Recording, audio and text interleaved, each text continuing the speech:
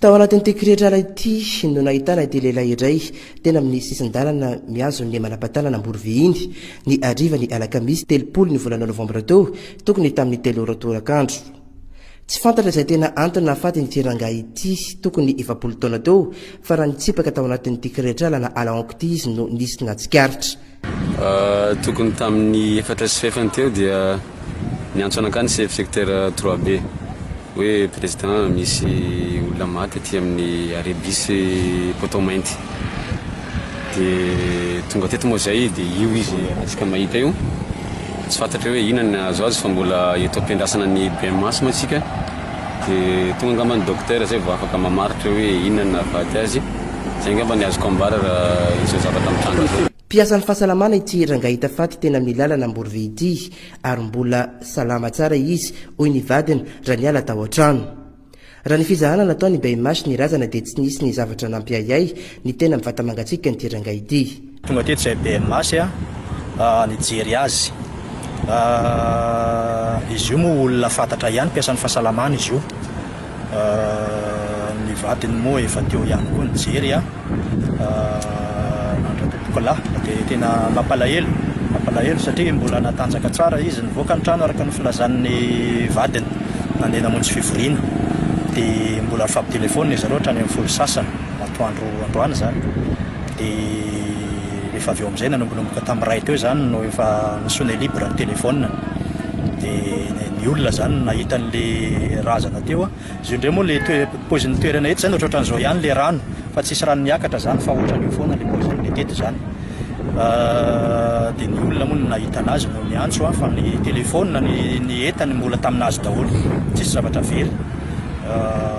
very ary tsy dia nahitana zavatra tena nampiahiahy fa mbola anatin'ny fandinihana ny élément rehetra izay hitany ety moa zany zahay ny gendarme koa moa fa manao ny fanadihadiana izay mifanandrify aminy izahay mpitsabo andinika ny singa rehetra izay hita teo. Efa eo ampelantanany zandaribelipirenena ao Amborovihiny ity raharaha mahakasika ny trangana fatezana rangahy iray teny manapatanana io.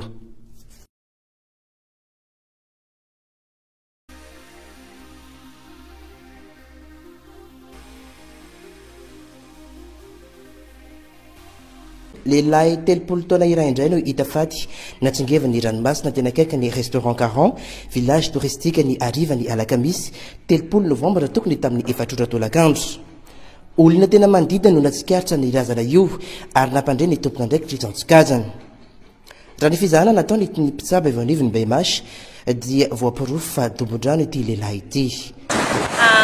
Izy zany dia fatina lehilahy anankiray izay dombondrano ihany dia manodidina eo amin'ny 30 taona eo ary hita vao araka ny fizahana jerenay ity fa tena dombondrano nafaty azy.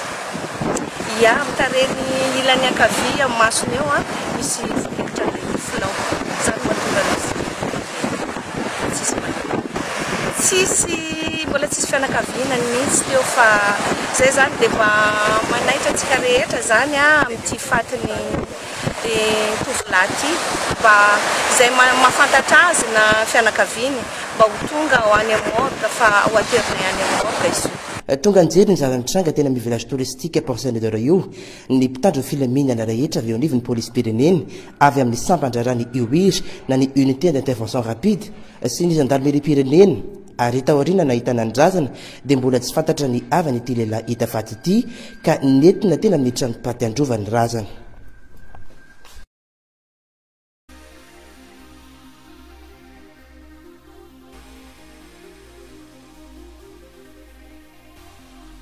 Raikitra ny fanafian'ireo dahalo tao amin'ny distrika ny TSARATANANA omaly alarobia 20 ny volana novambra tokony tamin'ny 7 ora ariva.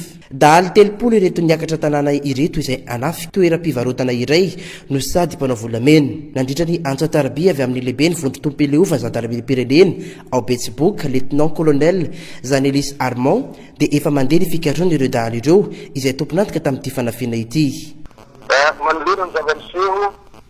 Tao amin'ny tanàna ny TSARATANANA omaly ariva tokony tamin'ny 7 latsaka faefany mitondra fanazavana zany zahay avy ato amin'ny gendarmerie nationale. Ny zava-misy misy andendahalo eo amin'ny 30 eo miditra ny tanàna. Nanafika zany zareo nanafika tranombato anankiray mpisandraka volamena ndray mpanangona zany ary bara anankiray zany mitafindreo. Dia taorian'izay nanapoka basy zany le jilahy reo ary nisy olona maratra mafy ary mbola tsy maty raha ny vaovao hazo hatramin'izao. Marina fa ny gendarmerie zany nanao opération nanomboka tamin'ny le 16 ty volana ty ka ny élément kapitany élément rehetra zany efa eny amin'ny antsahabolo zany manao zany opération mikasika ny halatromby. Dia zandary efa mpiandry tanàna zany sisa io vitsivitsy no fantatr'ireo tsy matatody reo araka ny vaovao azondre angambany ary tanàna ndray zany mitafiny fa satria ny agnala igny fa tsy tafavoaka izy amin'ilay opération ny natao. Ny commandant compagnie koa moa zany tsy ao an-toerana fa mivory nohony zany falefalemana zany any Ambatondrazaka. Dia ny lefitra voalohany nanaraka azy zany ao an-toerana miaraka amin'ny gendarme dimlahy nampiny ny polisy nationale ao an-toerana ary misy koa zany élément efatra avy amin'ny dasy amin'ny aramina zany mandalo ao an-toerana. Ireo zany mifanampy atsinomaly mikaroka tsy akijanona ireo olona navanondoza ireo. Ka izay zany zavatra mitranga mandry tsy lavoloa zany mimponina tsaratanàna. Fa na izany naty zany manetoky ny vahoaka ihany mitandry filaminana fa mikaroka ary miezaka hasany farany hitadiavana n'ireo olo navanondoza ho tsaratanàna reo. Izay zany mitranga nisy raha ohatra vitsivitsy ny gendarme teo an-toerana tamin'ny fotoana io satria manao opération agny agnaty alagny zareo rehetrarehetra ny ankabetsahana. Izay zany zavatra tranga nisy tamin'io fanafiana tao Maly Ariva tao Tsaratanàna. Marina fa tsy mbola misy olo maty hatramin'izao. Izay zany zavatra azo ampitaina avy aty aminay. Nampanantena ny zandaraminy pirenena ao Betsiboka fa ikarika an'ireo dahalo izay atodon'ny kotrika tamin'ity fanafiana omaly alarobia ity tao Tsaratanàna.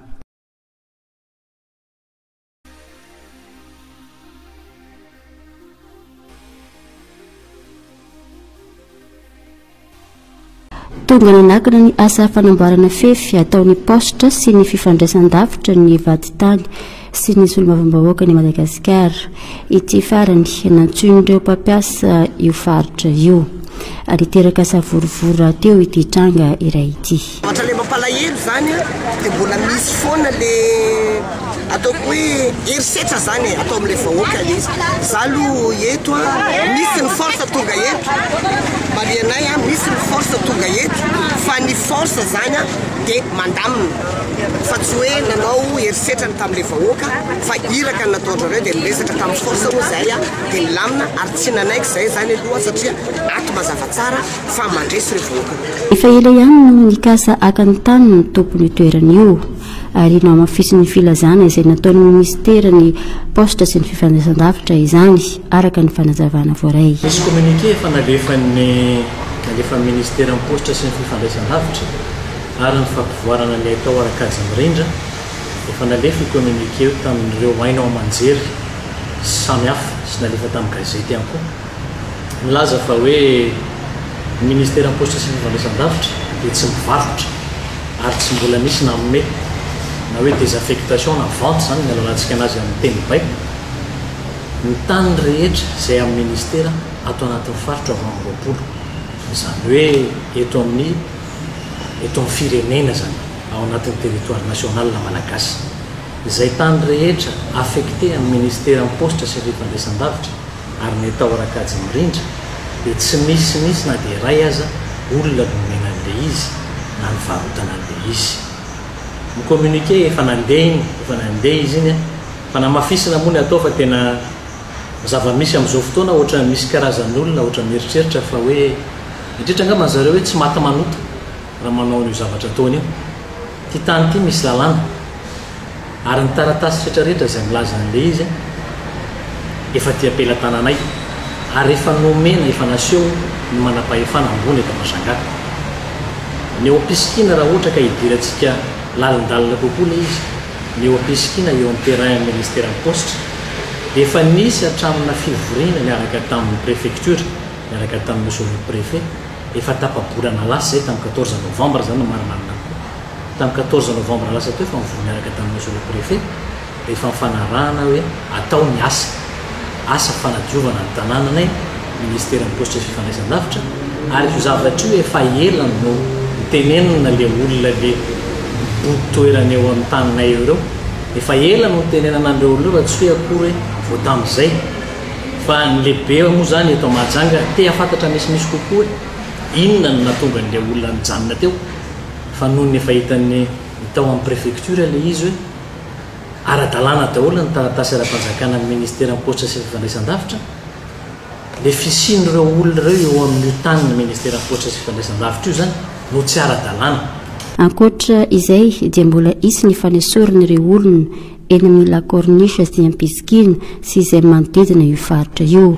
Ireo olona ireo izay efa nahazo ampaham-bola avy amin'ity foibe iray ity ahafahany mikarakara ny fifindrana saingy mbola eo hatrany ireo olona ireo ho hatrany ny loharano-baovao voaray.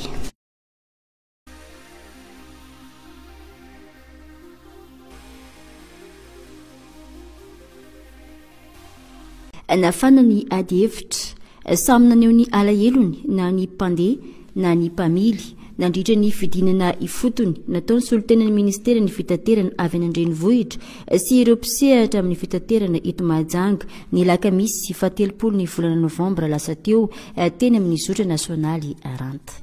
Tonga eto tokoa ro namana mpiara-miasa avy Antananarivo avy amin'ny ministera maromaro ro io avy amin'ny ministera ny transport avy amin'ny direction générale de la sécurité routière na visite technique avy amin'ny travaux publics avy amin'ny gendarmerie avy amin'ny sehatra maromaro zany ka ny antony diandreo zany manao étude na fitilina toerana rehetrarehetra amin'ity RN 4 ty satria niainga avy Antananarivo omaly roa natory tao Ankazobe dia nidina ty afako omaly natory tao Ankazobe dia nidina ty Majunga miaraka nijery aiza aby toerana mampidi-doza satria tanjon'ny fanjakana zany ahoana fomba ampienana na nalana tanteraka ny lozam-pifamoivoizina amin'ity zotra Antananarivo Mahajanga ty ka atsika miteny zio zany ny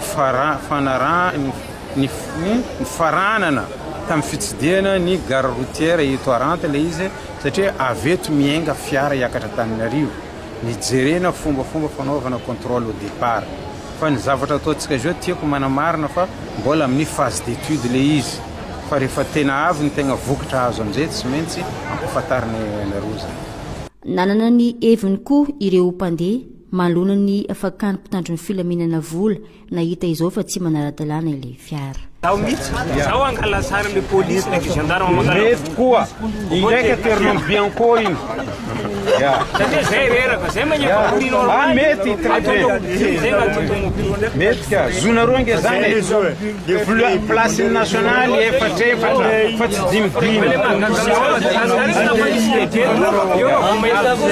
zay koa le problème mipetraka misy frein napetraka atsika ao azovy nagnajotso izy non tsy le frein fisary mipetraka be dépendait izy miady fa tsy anao dimidimy or ndraiky zegny amin'ny licence le 21 ndesiny le tobile andakiray amin'ny licence pandeha amin'izay avy eo 225 000 mandeha ambanja izy mipetraka izy mety 150 000 gasoil miady misy raha maro miasa amin'ny fomba ahoana hoe tsy nanaovana chauffeur hoe fa dimy fa licence nazy ao mazaka dimy. Ny resaka surcharge fampiakarana sarandalana fijerenany antotantasan'ireo fiara sy ny maro hafa io kosa no natao tamin'io fotoana io.